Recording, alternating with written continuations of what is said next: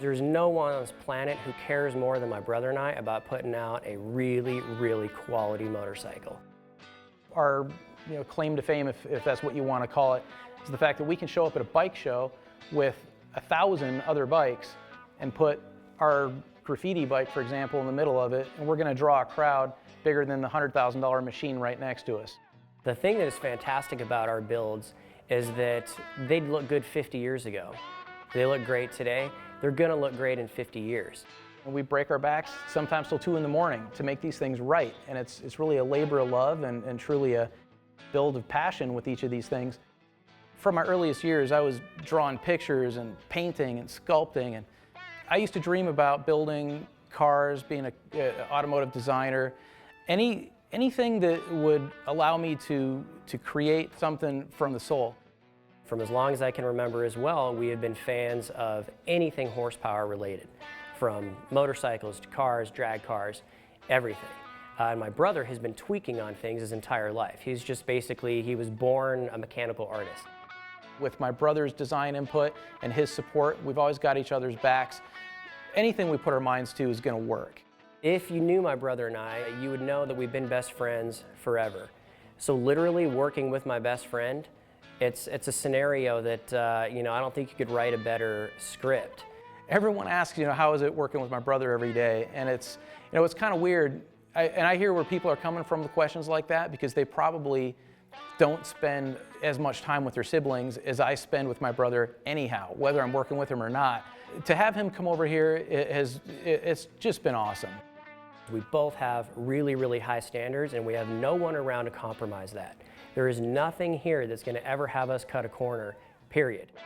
A lot of the design influence coming from my brother, which has really lent a fresh perspective on our design, is just his knowledge base on F1 racing, Indy, MotoGP.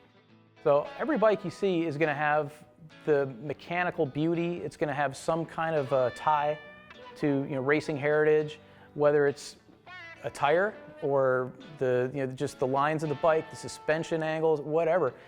We're always going to have that in every single bike we do. What makes our bikes different and unique from the quote-unquote custom bike of today is our bikes actually have a history to them. They're original numbers matching Harley-Davidsons. We prefer the Iron Head version from 1977 to 85. It's got the original Hemi heads on it. It's just kind of a cool mix, they look cool, they look period for the 60s, 70s, they still are retro styled, and they are still technically old bikes, but they're brand new, restored DP Customs machines.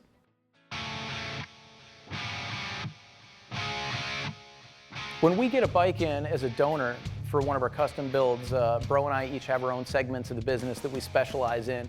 It works out really well because we can play off the different sets of skills that we have. I take the entire motorcycle and I break it down so that it's nothing but parts, a motor, and a frame sitting there. From a mechanical perspective, my brother is like a surgeon. 9 out of 10 times we're going to cut it in half and custom build a hardtail rear end for it. We're going to stretch the frame, we're going to drop it about 4 inches. Basically, we re-engineer the bike from the seat back. We handle virtually every part of the build in-house. All of the welding, all the fabrication, and essentially a big part of it is all of the bodywork and the paint we handle, from the ground up. When we finish a motorcycle, it is, it's almost like having a kid. And we're building it, and next thing you know, it comes to fruition, and it's now here in front of us. It's tough to let them go. The day the motorcycle is done, I take it out for its first R&D test drive. There is no better feeling. One of my favorite bikes that we've ever turned out was the Gulf Oil bike. We thought, man, that'd be kind of cool if we could incorporate white into the bike, which isn't used very often. The more parts we're putting on that thing, when it came together, we knew that we hit a home run. And when it finally landed in a magazine, it's like, wow. When I saw that come out, I just felt an immense amount of pride at that time for my brother, because I knew the intimate details of not only went into building the motorcycle, but went into the logistics of everything else around it just to make it happen. Another favorite of ours is Top Fuel 2. That's a bike that, the name at least, was inspired from Top Fuel 1, which we made years ago. Top Fuel 2 we thought would be kind of cool to keep the same general lines as Top Fuel 1, hardtail, low, a little longer. We went with a blue that was used on a race car from the 60s. Ned Jarrett used to race NASCAR back in the day and ran this particular color blue that was just awesome. You see it in the sun, it just really pops. In fact, the number on the bike was Jarrett's number. And as race fans, we had to kind of put that together, and it felt natural for us.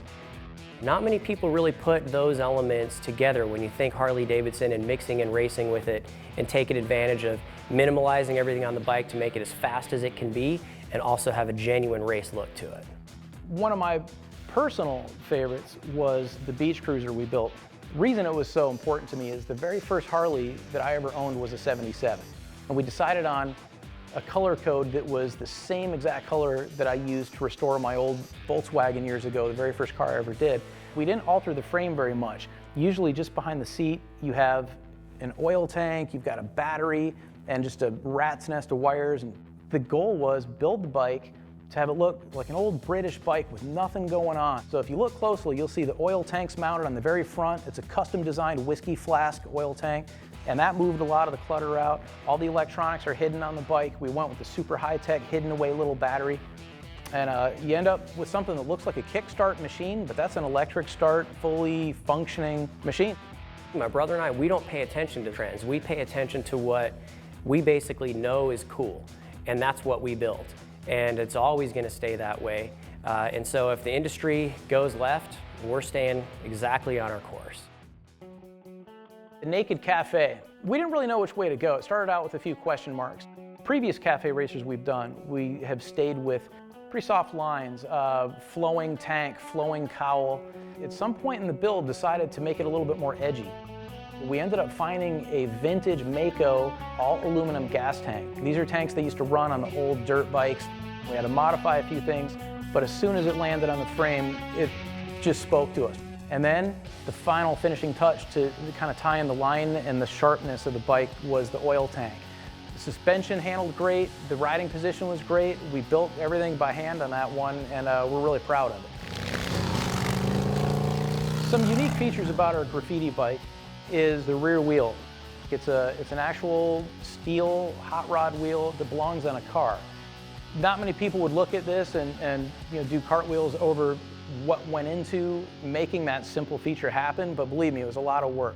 There's a lot going on to make sure that when it comes together that the bike would still track straight and true. It actually trued out to be less than 20 thousandths, which is terrific. Changed the platform of the tire just enough where we had to throw an offset sprocket. We had to run a different setup on the brake, the caliper. Quite a production, just to get something so simple like that. But it works, and it adds a lot of muscle and a lot of beef to the bike, which is, I think, what sets it apart. Our slogan is built by the working man for the working man. And we have a ton of respect, basically, for anybody who's going to come and lay their hard-earned dollars down on one of these bikes. It's because of where we came from. Whatever we have had has come from hard work, the old-fashioned way. We want these to go to guys like us that appreciate what it takes to build these bikes, and somebody that's really going to enjoy what they're meant for, which is getting out and riding, and just get out there and get some wind in your face and have a good time.